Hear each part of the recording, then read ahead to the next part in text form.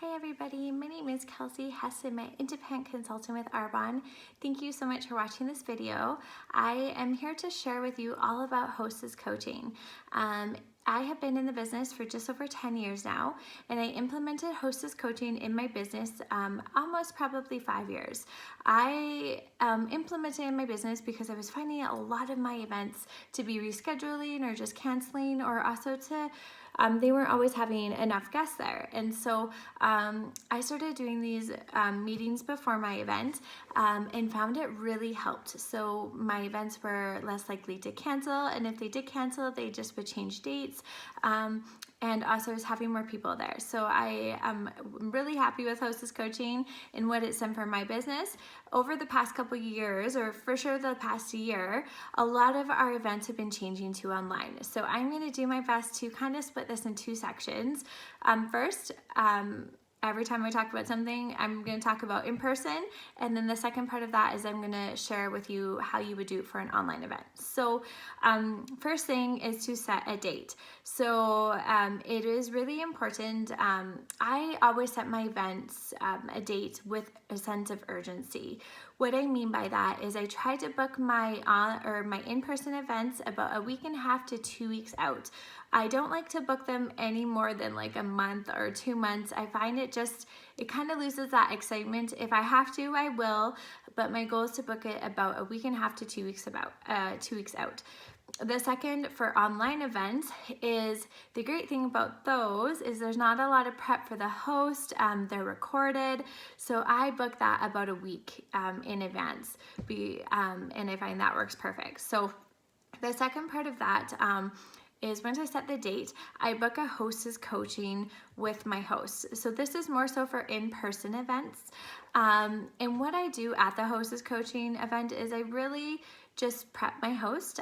We have conversation, we build connection and relationship. And no matter what type of an event it is, one of the most important things is your relationship and partnership with the host. Hosting is a partnership. I believe it is roughly a 50-50 effort. My goal is to set them up for success, but a lot of it also has to do with the inviting process and all that kind of stuff. So that is why it's important to have some sort of communication, whether that's a phone call or in person or voice memos, whatever the way you choose to do it. You need to have some sort of conversation with your host. Communication is key. So booking that hostess coaching appointment. So just some things you're going to discuss. Again, no matter how you do it, whether it's phone, voice memo, or in person, number one thing you're going to go through is inviting. So one of the biggest things I find events reschedule for is because of lack of people. So over inviting is key when it comes to in-person events and online as well. For in-person events, my goal is to have about 4 to 6 people there. If I want 6 coming, I always let my host know that more than likely 2 will drop out that day. So to have 8 say they're coming. Have 2 extra, even if they say they're for sure going to be there, they might still end up having something that comes up. So if you want 6 there, have 8 say they're coming. The other thing is inviting with a purpose.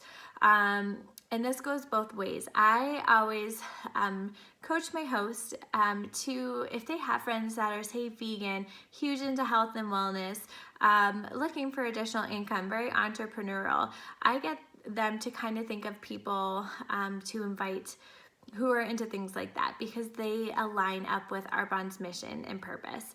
And so inviting with a purpose, I call it. And the third thing when it comes to inviting is bringing a friend. So I let them know for in-person events, if they bring a friend, they'll get a gift. So if I have, say, 4 people coming and they all bring a friend, that will get the event up to 8. So that's more so for in-person. So online events, when it comes to inviting, you're gonna want about 15 to 20 say they want to invite. So it's a little bit different because I don't just add people to the Facebook event. I get my host to private message them first to see if they want an invite.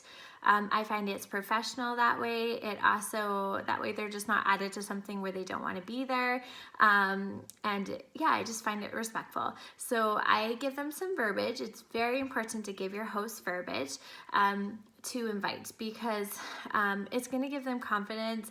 I know for me, asking people to like host is out of my comfort zone, but when I have proper verbiage, it really helps me. And so making it simple for our hosts is really important.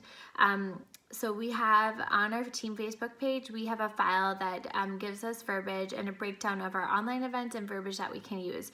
Really, we're just asking, getting our host to ask them if they want to join their online live Facebook event. It will be recorded.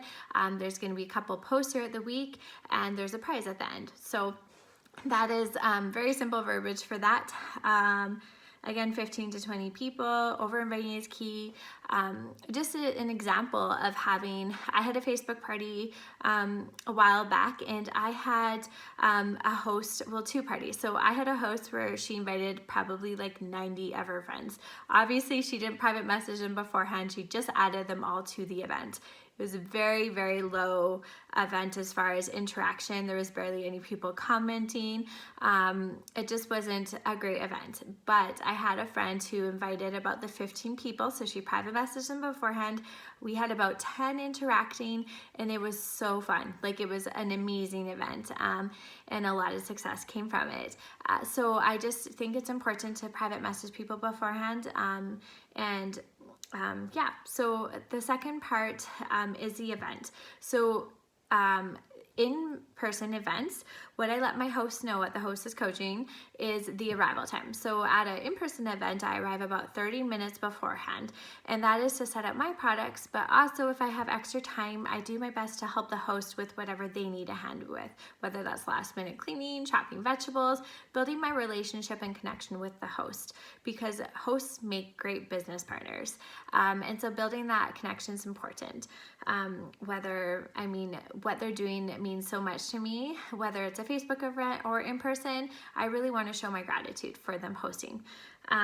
Letting them know for in person, it just needs to be simple snacks. Obviously for online, you don't have to do snacks, so that is the one benefit of doing online. It's a lot easier for the host. And then I always get the hostess to share their favorite.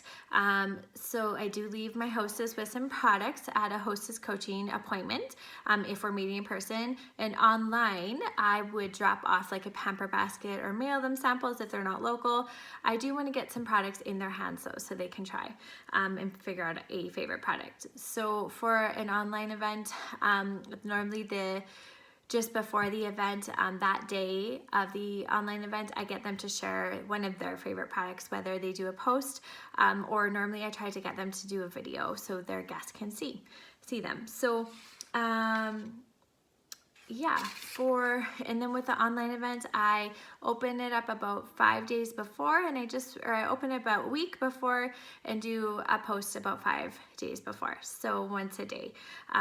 Really, our job is to have communication with the host. That's probably the most important thing, is to communicate with them.